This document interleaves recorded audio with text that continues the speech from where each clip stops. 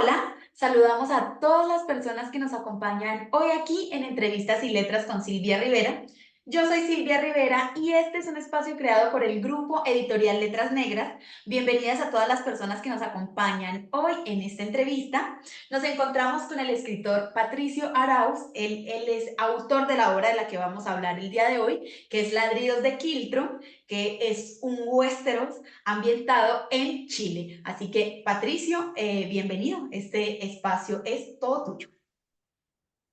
Muchas gracias. Yo primero me gustaría agradecer la invitación para hablar de esta obra y contar un poquito de que, claro, como tú bien dices, mi nombre es Patricio Arauz. Esta es mi segunda novela, pero es la primera que publico con la editorial Letras Negras.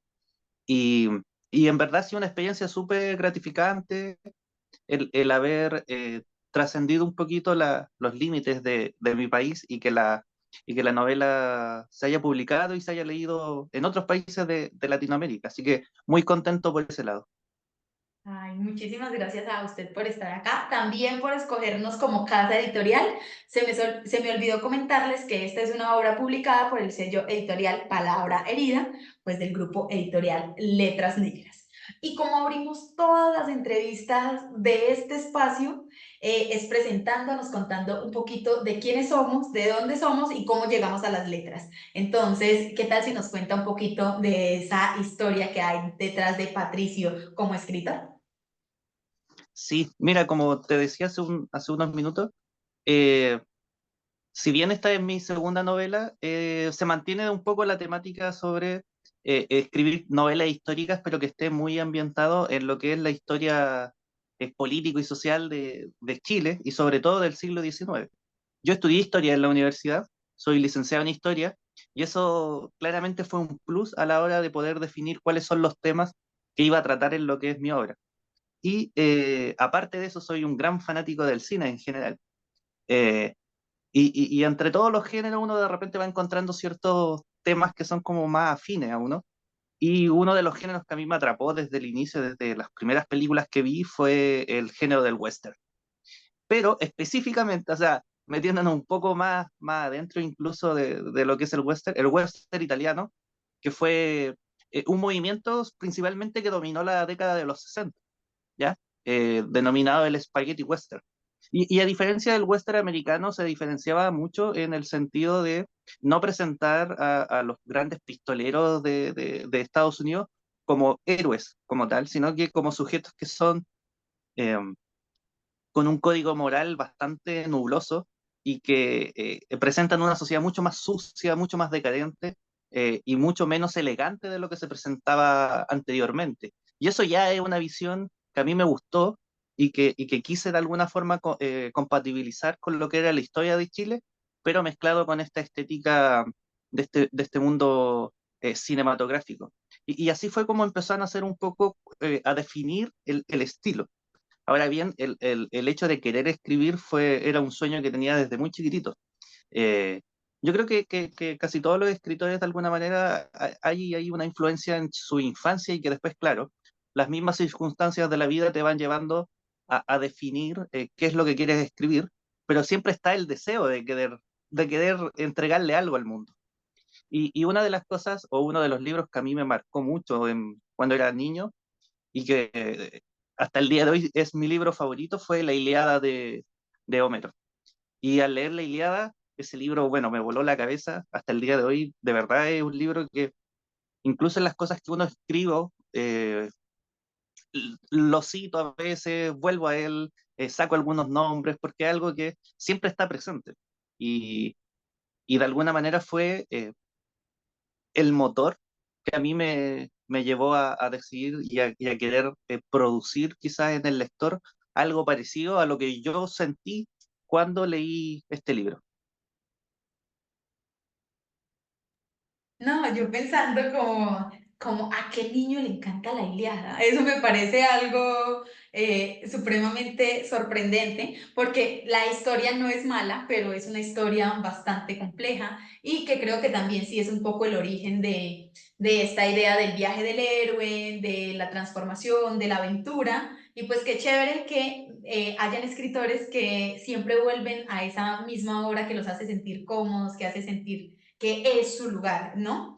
Y aprovechando que estamos hablando un poquito como de la decisión y su experiencia, ¿usted no se sintió un poco dudoso a la hora de escribir una novela como de un tinte histórico? Por lo general la gente está como un poco dubitativa a la hora de elegir una novela histórica. La combinación con este género es estratégica, pues para hacerlo muchísimo más llamativo para el lector, o simplemente usted de los escritores que dice, pues esto es lo que yo quiero, aquí me planto, gústele al posible lector o no.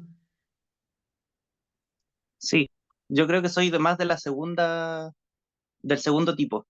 Eh, si tú lees o a cualquiera que lea el texto, va a encontrar que hay una carga de repente eh, excesiva, quizá incluso hasta de sangre, de violencia, y uno ahí ve que no hay límites quizá a la hora de escribir escenas o del estilo de escritura. Yo creo que eh, me da satisfacción, de hecho, haber escrito lo que yo quise escribir. Si de alguna manera, como te contaba, y era en coherencia con el hecho de haber leído este libro, La Ilíada, cuando tenía como 12 años, decía, qué genial poder escribir algo sin pensar en el lector. O sea, si después le gusta, cuando lo ve, genial.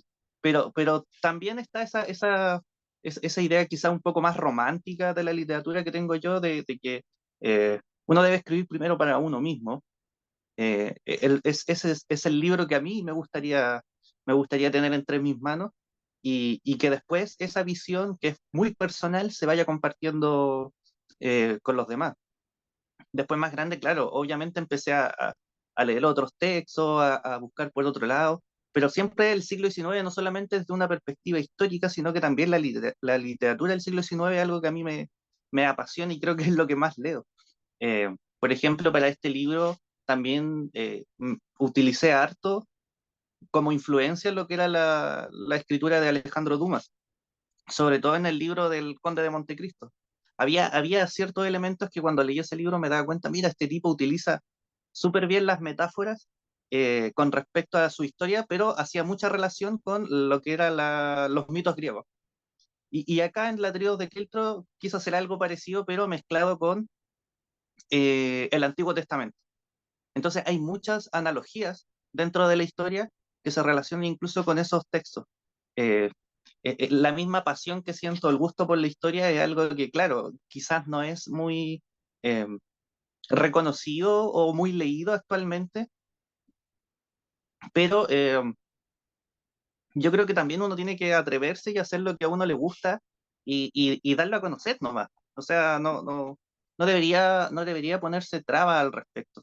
Como bien te decía, o sea, igual hay un trabajo detrás, hay una investigación detrás, hay una preparación detrás, y también hay ciertas influencias que también siento yo que deben tener, hay que tener claridad respecto de cuáles son tus influencias, o cuáles son tus parámetros, o cuáles son aquellos referentes que tú tomaste para poder establecer una obra, porque nadie aquí inventa como la rueda, ¿ya? Y hay muchas veces que uno por ignorancia piensa que tiene una historia que es muy original, que nadie ha escrito esto, y a veces netamente porque no conocemos o no reconocemos cuáles son los elementos que a nosotros nos han llevado a desarrollar esta historia. Entonces, eso también creo yo que es importante, que es la formación del escritor como lector, y que es algo que debería ser perpetuo, o sea, algo que yo soy de los que cree y lo trato y lo hago también, que leo mucho más de lo que escribo. Entonces siempre estoy aprendiendo, uno siempre está buscando referencias, siempre está buscando una forma de darle la vuelta a una historia. Porque si uno se centra, por ejemplo, en Ladrillos de Kiltro, básicamente es una historia de venganza y una historia que se ha contado, pero desde que el mundo es mundo. O sea, la venganza es un tema súper universal y súper antiguo.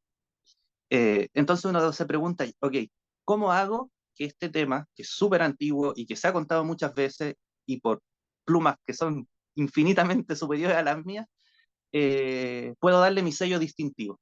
Y ahí es donde va el hecho de cuál es tu eh, bagaje cultural también con respecto a poder encontrar un espacio ahí sin caer en lo que es la copia, sin caer en lo que es el abuso quizás de la imitación y también ahí tú encuentras tu estilo propio. Entonces, eh, yo personalmente me gusta lo que escribo, me encanta, o sea, soy un fan de lo que escribe, precisamente porque es algo que nace muy del interior mío, entonces muy personal. Pues yo creo que también una forma de escribir una muy buena obra es estar convencido de ser uno su primer lector y de escribir algo que le encante, porque uno trata de emular esa sensación que tuvo cuando uno leyó alguna obra, que lo transformó, que a uno le encantó, que usted dijo, me conecté tanto con esta obra que yo quiero que mi lector tenga esa misma experiencia de conexión. Y pienso que cuando uno está tan estrechamente relacionado con la obra, va dejando partes de uno muy especiales y el lector lo puede notar que es una historia que tiene corazón, que está hecha, que tiene intención, que se armó desde la honestidad. Creo yo que se puede diferenciar o se puede rastrear eso que el escritor dejó, sus gustos personales. Y esta es una obra que combina dos cosas muy interesantes y que puede resultarle a uno peculiar. Y entonces yo quería preguntarte, aprovechando que estamos hablando de peculiaridades, sobre la de ríos de Quiltro, ¿cierto? ¿Qué es el quiltro? ¿Qué hay detrás de este nombre? Y también aprovechar para preguntarte que como tú dices que eres estudioso de la historia, si esta obra es históricamente acorde con el espacio social y cultural en el que está ambientada. Sí, mira, la primera pregunta primero. Un quiltro es un perro sin raza, es un perro como esos típicos perros callejeros que abundan en las calles de Latinoamérica. Acá en Chile hay harto. Es como, de hecho, acá en Chile se le considera casi como el perro típico de Chile, el quiltro, es el perro que, que no tiene raza o que es como callejero. Eh, y un poco hace referencia también el nombre. eh, a la moral también de los personajes. O sea, Ladridos de Quiltro es como la bulla de aquello que no tiene clase, básicamente. Es como algo que es sonoro, es ruidoso, que molesta y que está ahí presente en el mundo de la marginación también. Entonces, de ahí nace un poco este conflicto completo. Cuando uno se interioriza también en la vida de los personajes que aparece, te das cuenta que hay personajes de distintos estratos sociales que cumplen distintas funciones dentro de la sociedad, pero que todos ellos de alguna manera tienen ahí un grado de corrupción y de bulla que es tremendo. Y básicamente uno dice, ok, yo puedo entender que hay personajes más malos que otros, pero no hay ninguno bueno. Y eso también es un elemento que está inmerso en el título y en las ideas previas que uno tiene. O sea, a la hora de escribir yo igual me planteo, tengo que hacer ciertos elementos, tengo que cumplir ciertos requisitos, mi obra, para que se pueda... Uno de esos requisitos, por ejemplo, es que no puede haber eh, la virtud sin contrapeso. Entonces, si hay un personaje que tiene... eh, que tiene atributos muy positivos y que es un líder y que, ok, tengo que darle un contrapeso o algún defecto para que se genere ahí un equilibrio. Y tampoco puede existir la belleza. Son otros de los parámetros que a mí me gusta trabajar. La belleza también entendida como virtud, no la belleza física, sino que esta belleza moral de cometer un acto abnegado, sino que básicamente estos tipos eh, siguen básicamente su instinto muy animal y, y velan por sí mismos nomás. Y sobre lo segundo, sí, bueno, al haber estudiado historia, eso igual me dio hartas herramientas para conocer un poco cómo era el contexto de la época, y sobre todo el siglo XIX, que fue en el siglo en que yo me especialicé al realizar mi trabajo de tesis, que tenía que ver con un tema en particular, justamente en unas discusiones que se dieron en el año 1865. Entonces, esta obra está ambientada en los años 70. Y el contexto de Valparaíso, que es la ciudad que yo tomo como escenario, sí es muy real. Estamos poquitos años antes de lo que es la guerra del Pacífico, ¿ya? Entonces, el uso del puerto, cómo se relaciona el poder político con las familias de los hacendados, cómo se viven ciertos trabajadores que son básicamente peones, y que además coincide mucho también con este escenario, esta idealización que tenemos respecto del western, en donde es básicamente una tierra casi de nadie, donde prima la violencia y prima la ley de la selva, que es la del más fuerte, o sea, el que dispara más fuerte o el que habla más fuerte es el que termina como imponiéndose. Entonces, si bien la historia es ficticia, los personajes son ficticios, hay elementos históricos que son completamente reales. Y uno de los hechos que es muy relevante en la obra es el incendio de la iglesia de la Compañía de Jesús, que fue un incendio real que ocurrió en Santiago, fue una tragedia, eh, ocurría en los años 60 del siglo XIX y donde murieron 2.000 personas quemadas, porque claro, estaban en una iglesia y la iglesia comenzó a quemarse en medio de la misa. Y resultaba que las puertas en esa época tenían solamente, se abrían hacia afuera, no, hacia adentro, perdón, sí, se abrían hacia adentro, claro. De hecho, después de ese accidente se comenzaron a implementar las bisagras dobles para que las puertas se abrieran hacia adentro y hacia afuera. Y la gente con la desesperación al ver el fuego en el altar y a escapar del fuego, se comenzó a amontonar en la puerta y empezó a tirar hacia afuera.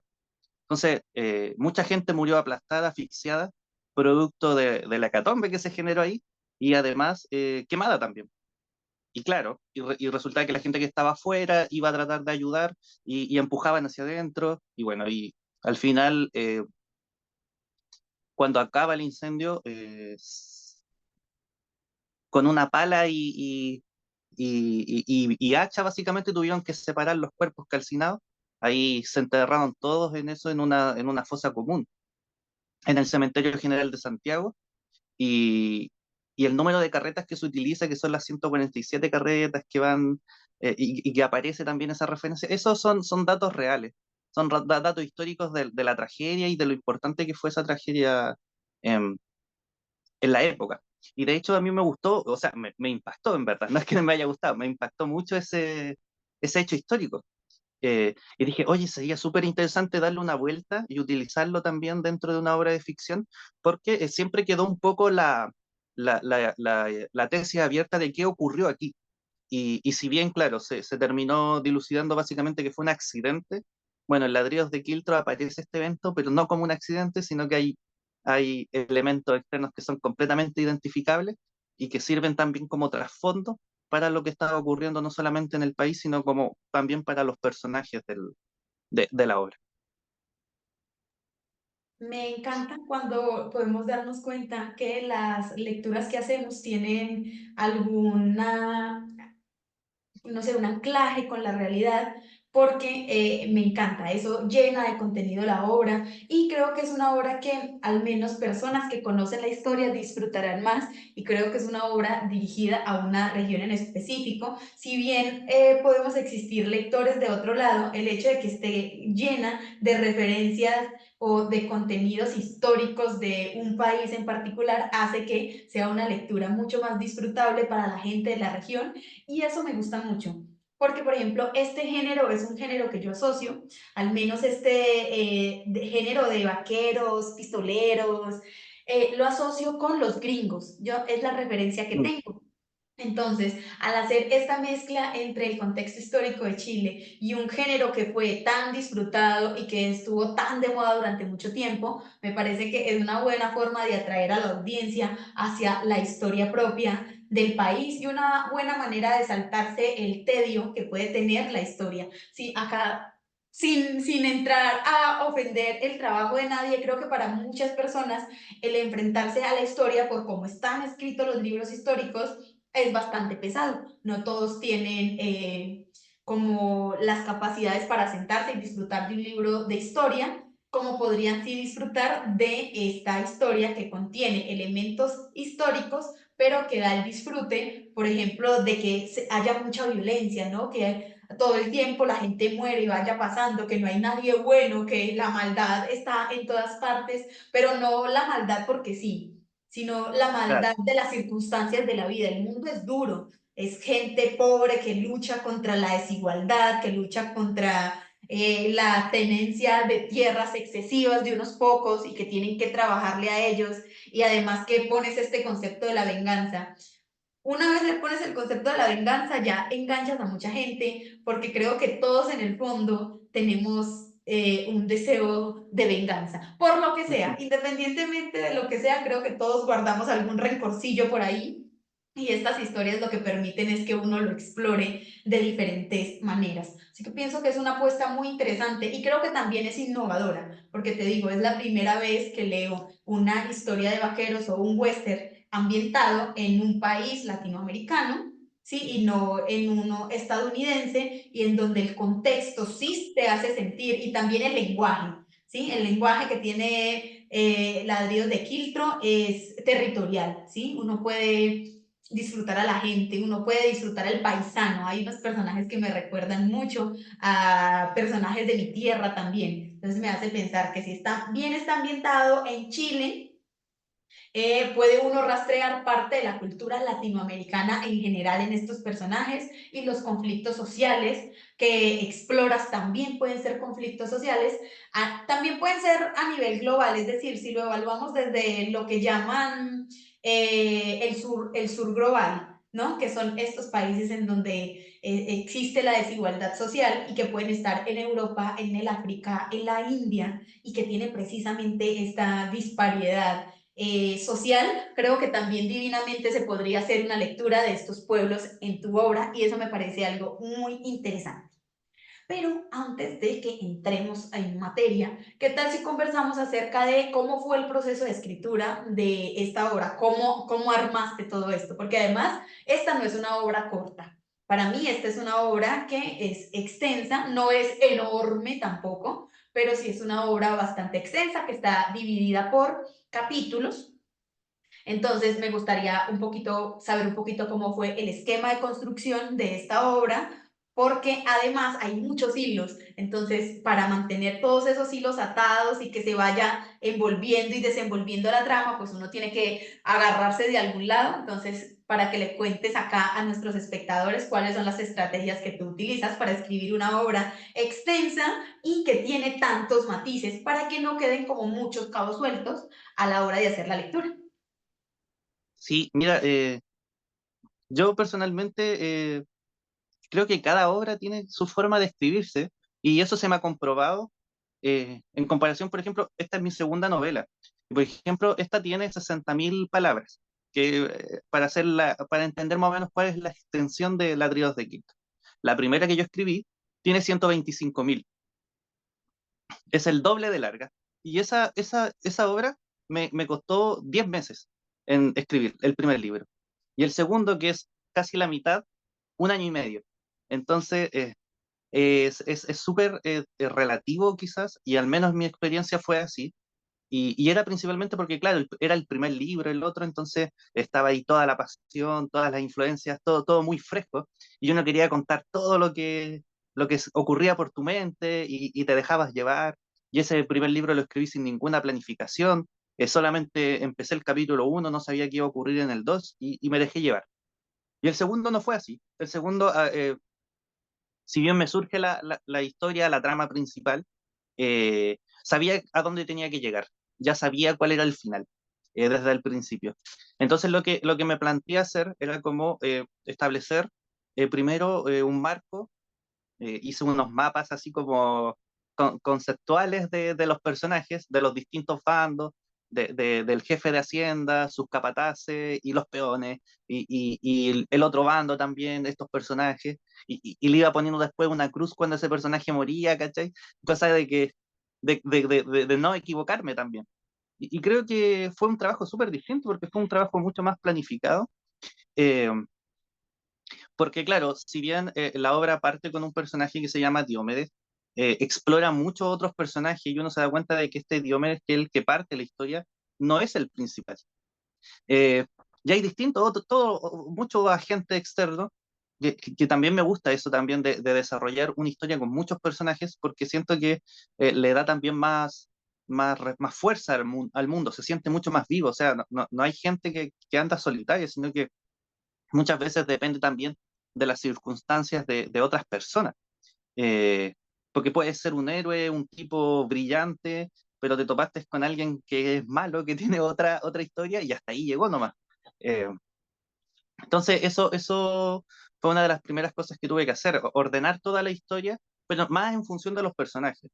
¿ya? En función de los personajes, hacer esquemas, mapas, relaciones, definirlos con uno o dos conceptos y ya después a la hora de escribir, eh, ahí van haciendo los detalles, hay que cambiar de repente algunas cosas que había puesto antes, pero fue así más o menos, el proceso fue un poco más lento, pero muy gratificante también. O sea, yo principalmente escribo en las noches, ese otro elemento que tiene que ser en las noches de madrugada porque es como mi momento donde hay silencio pleno, no puedo tener música o algún elemento distractor que me saque de ahí. Entonces, también encontrar el momento oportuno a veces cuesta.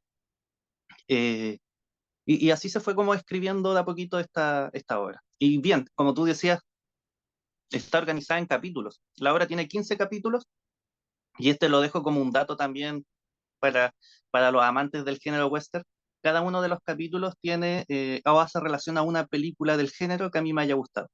Entonces, el primer capítulo, por ejemplo, se llama Una pistola para Diomedes. Y esa es una referencia directa a la película del 65 que se llama Una pistola para Ringo. Eh, Son distintas películas que reinterpretado el título para que sea coherente también con lo que estamos contando, hace referencia también ahí a lo que a películas. Hay una que se llama Vamos a matar compañeros, que es una película icónica de los años 70.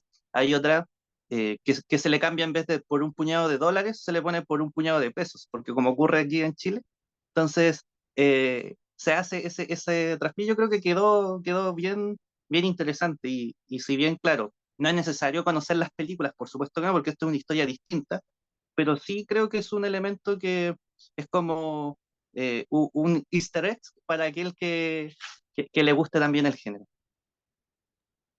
Me encanta porque esto me lleva a preguntarte, ¿podría ser considerada esta, por su forma, una novela de culto? Es decir, que disfrutarían muchísimo más las personas aficionadas a el western. Es decir, nosotros como, digamos, yo me pongo como, yo como lectora, que solamente conozco el western, las películas y todavía las películas gringas, ¿sí? No estoy muy relacionada, pero podría ser este como un universo para un grupo selecto de personas y que entiendan más a profundidad tus referencias y catalogarla así como novela de culto. ¿Cómo Sí, se yo hace creo que presión? sí. Yo creo que sí calza. De hecho, es lo que te decía también al principio. Cuanto más consciente eres de tus influencias y de los referentes que tienes, es mucho más fácil plasmarlos también a la hora de escribir y en el papel. Entonces, eh, yo no lo oculto, al contrario, me regocijo en la influencia, me regocijo en aquellas obras de otras personas que me hayan estimulado para poder desarrollar mi historia. Y ahí está también. O sea, si bien hay una lectura que tú la puedes hacer precisamente porque la historia se entiende por sí misma, también hay una lectura ahí mucho más de culto, como tú decías, para alguien mucho más fanático, más friki de lo que es este mundo, y encontrar esas referencias también es gratificante. O sea, ah, tengo amigos que son muy fanáticos también del cine y de estas películas, y al leer la obra, claro, ahí se arman otro tipo de conversación y discusiones, pero es muy interesante.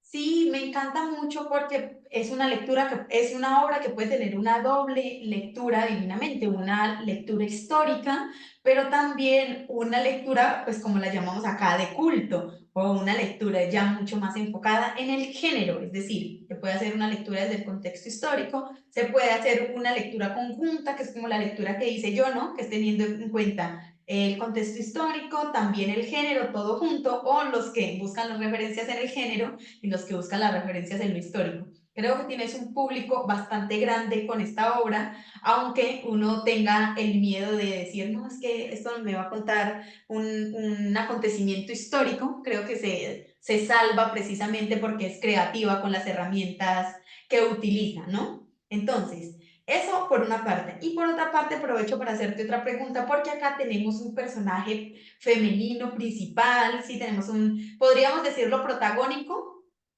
aunque pienso yo que acá el protagonismo es como temporal, ¿no? Pero sí, Ujú. podríamos llamarla como un personaje femenino. ¿Cómo ha sido esta experiencia de escribir en este contexto del western a una mujer? Porque este tipo de género está mucho más desarrollado en la masculinidad, ¿no?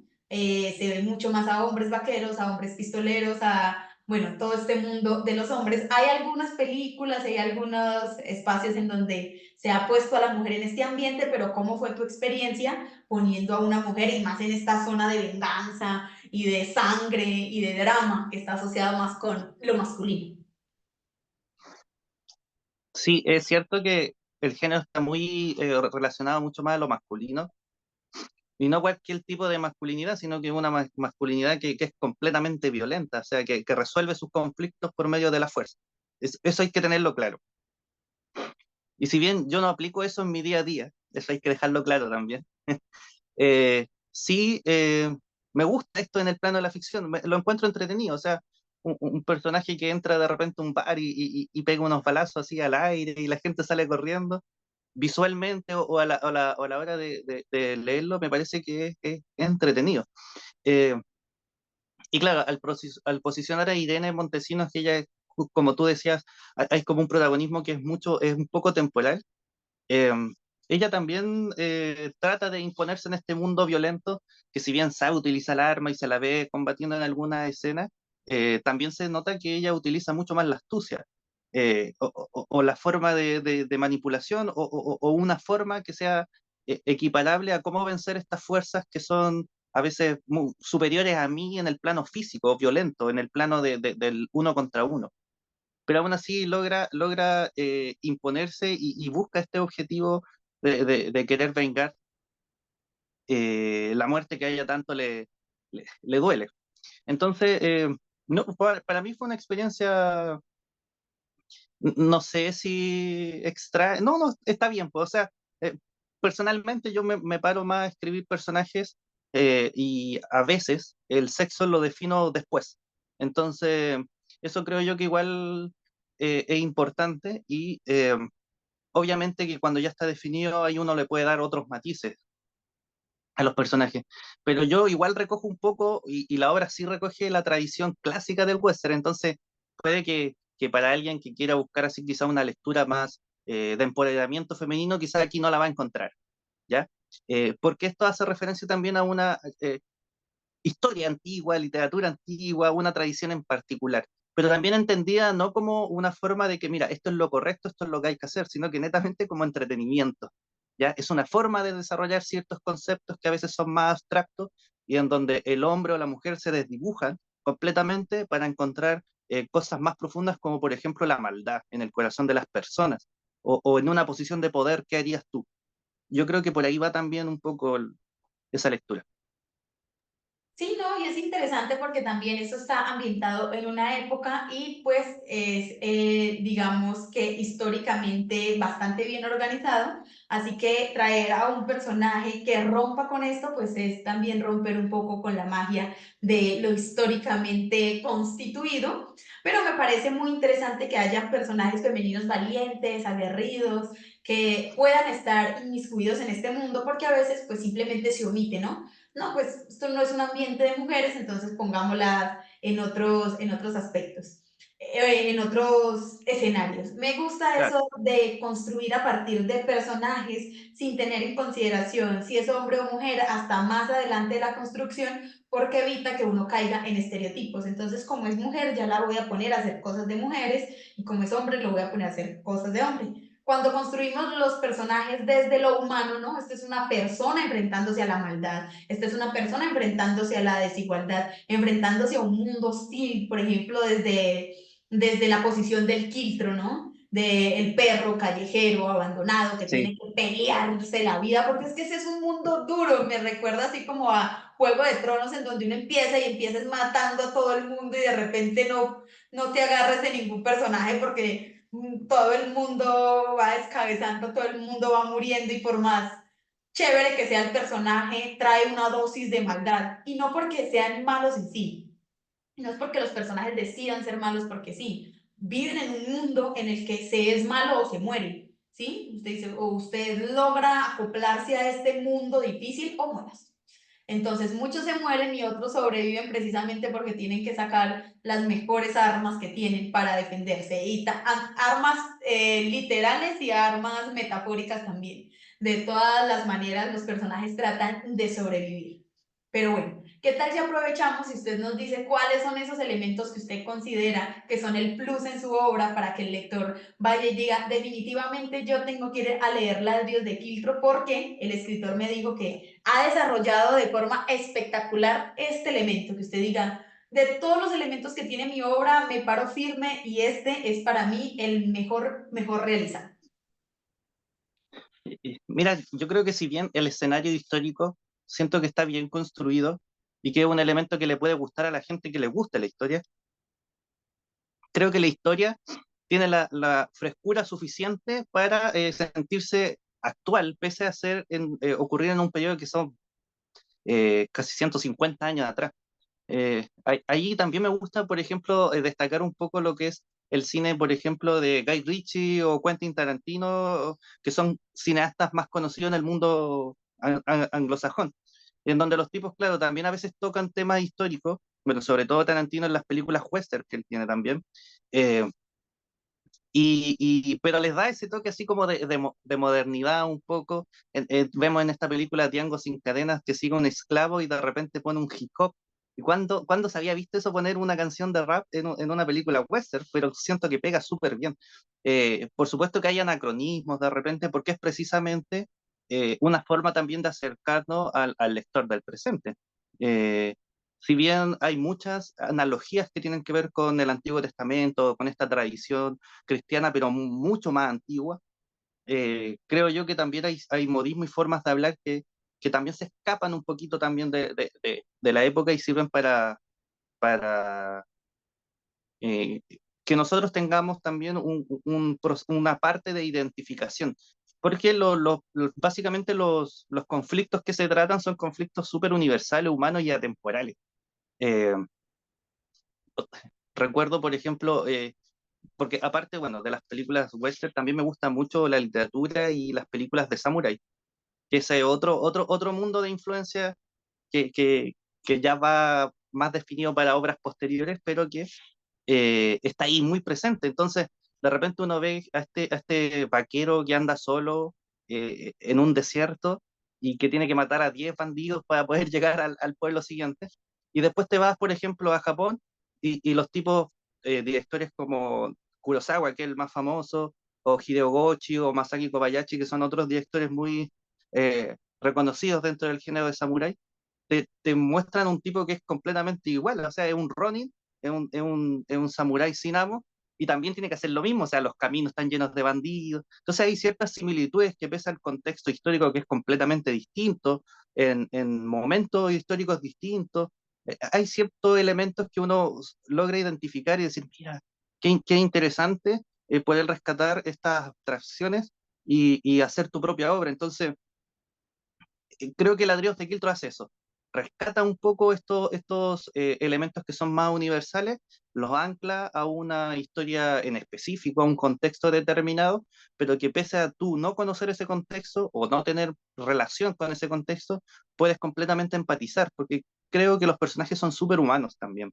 Eh, si bien son malvados, son personajes frágiles también. O sea, lo que tú decías, como en Juego de Tronos, que eso también es un elemento que a mí me gusta mucho de Juego de Tronos, que el personaje puede ser el más virtuoso, el mejor caballero, pero si tuvo un mal día y se encuentra en una circunstancia lamentable, nada que hacer, pues.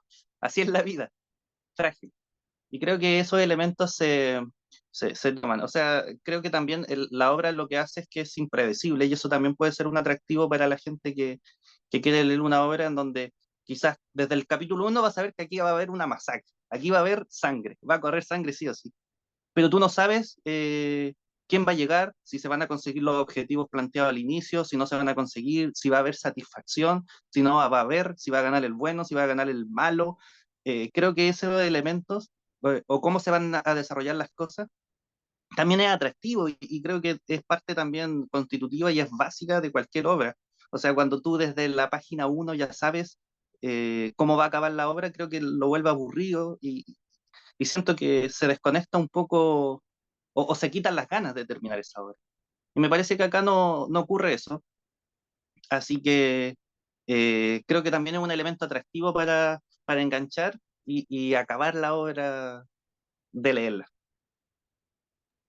Bueno, ahí ya escucharon cuál es ese elemento. Me gusta eso de que sea una historia que hable de un tiempo antiguo, pero que se sienta fresca y que uno la sienta relacionada. Creo que el conflicto en general que se presenta en esta obra sigue siendo un conflicto muy actual. Por más que parezca que ya hemos superado esa etapa, creo que este mundo puede transversalizarse a nuestro mundo actual y uno puede sentirse identificado con el agotamiento, con el estrés, con el enojo que tienen muchos personajes respecto a todo lo que sucede en el mundo. Y sí, eso hace que uno, por lector desconocedor que sea, pueda disfrutar de la obra sin necesidad de que entienda el contexto en general. Es como veníamos hablando, es una obra que puede tener distintas lecturas. Pero bueno, si pudiera darle usted una recomendación al lector, al posible lector que nos esté viendo en este momento para disfrutar más de la lectura, para que la lectura sea más completa, para que disfruten más de los detalles ahí que usted puso, especialmente para que los lectores encontráramos, ¿cuál sería esa recomendación como escritor de esta obra para que como lectores potenciemos la lectura? Que venza los prejuicios. Creo que es inevitable que cada uno de nosotros tenga prejuicios respecto de gustos, básicamente, o de intereses, que está bien, que es normal, que todos los tenemos, pero que creo que a la hora de poder enfrentarse y de aprender y de encontrar mundos distintos, es bueno también a veces ser más flexible con esos prejuicios y, y, y atreverse a leer cosas que a nosotros nos desafían y no solamente cosas que estén afín con nuestro pensamiento, porque al final se convierte más en un sesgo de confirmación, de siempre estar buscando lo que uno, que en un aprendizaje. Eh, si bien yo comparto que, bueno, a mí me gusta la historia, estudié historia, pero no me gusta toda la historia. Y eso es algo que también hay que decirlo. O sea, hay episodios, y es probable también por la forma en que me he acercado a ellos que no me despiertan pero ningún interés y me parecen aburridos. O sea, pasa. Hasta la gente que le gusta la historia tampoco es fanática de toda la historia. ¿Sí? Hay ciertos periodos que a uno le gustan más que otros. Entonces también se entiende que gente que quizás no tiene una afín a la historia en general, eh, le cueste también enfrentarse a una novela histórica. Pero creo que aquí hemos hablado de ciertos elementos que eh, incluso yo siento que a veces el libro se convierte en una especie de película eh, que, que, que es quizás mucho más atractivo para la gente que no esté tan familiarizada con textos históricos, porque, bueno, esto claramente no es un libro de historia, aquí no hay cita a pie de página, no hay documentos, es una novela. Y como una novela de ficción tiene su fin principal también es mantener atrapado al lector, mantenerlo entretenido, mostrarle también el desarrollo de los personajes y cómo estos se vinculan con el mundo y con los otros. Así que creo que ese es como mi consejo. O sea, romper los prejuicios y atreverse nomás a leer la obra. Me encanta ese consejo porque creo que uno deja pasar muchas obras por eso, porque el título, porque la sinopsis, hay que lanzarse a la lectura y ya uno se va dejando envolver por los personajes y las circunstancias. Y esta es una novela que está llena de personajes, creo que hay personajes para todos los gustos.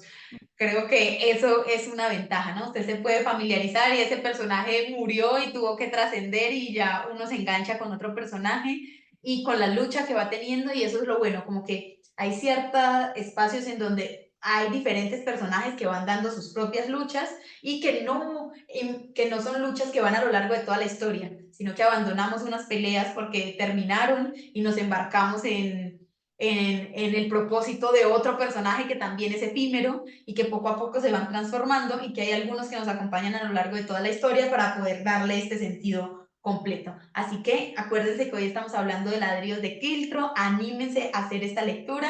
Hoy estuvimos con el escritor Patricio Arauz, pues que es precisamente quien escribe esta obra y que nos está visitando hoy para darnos estos consejitos, para contarnos un poco acerca de la obra y también para darnos sus redes sociales y contarnos por dónde podemos encontrar esta obra, aparte de la página oficial del grupo editorial Letras Negras, que ustedes saben que ahí siempre está todo nuestro catálogo y que pueden conseguir cualquier obra en www.grupoeditorialletrasnegras.com. Sí, Entonces, ahí por ejemplo está la obra y por ejemplo en Chile la está distribuyendo Letras Negras Chile, que es como la sucursal que se abrió hace poquito ahí y de a poco ha ido llegando también a ciertas librerías. pero principalmente, obviamente, es por el medio del editorial donde se consigue la obra. Y bueno, en mis redes sociales, yo uso Instagram solamente, que es Pato Arauz. Así que ahí, o Patricio Arauz, pueden encontrarme también con mi nombre. Así que eso, recomendar la obra que acá está. Hola, y además que tiene ahí una portada súper bellísima con los perros. ¡Ay, no puede ser! Mira, yo Son vi a los, los personajes. Sí, son los dos personajes, ¿no? Me encanta. Bueno, yo creo que esto fue todo por hoy aquí en Entrevistas y Letras. No olviden que este es un espacio creado por el grupo editorial Letras Negras y que bendita sea la literatura. Hasta que nos volvamos a encontrar.